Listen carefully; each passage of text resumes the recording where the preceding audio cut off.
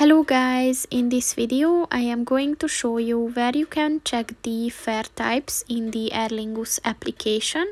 But first I just want to mention, don't forget to subscribe to my channel, because at 10,000 subscribers I am going to show you my whole YouTube revenue statistics and growth strategy, as well as how to make money online. Let's jump into it. First of all, open the application on your phone. And then click on the three lines at the top of the page on the left. And then click on the information button. And at the info section, click on the travel information button. And then click on the fare types button.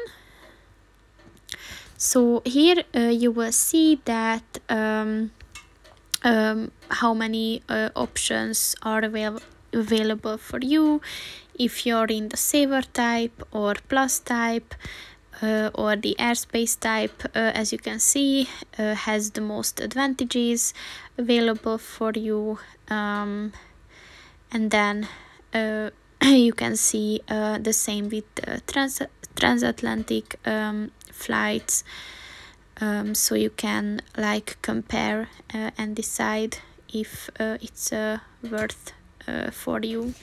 So that's pretty much it for this video, guys. See you in the next one. Goodbye.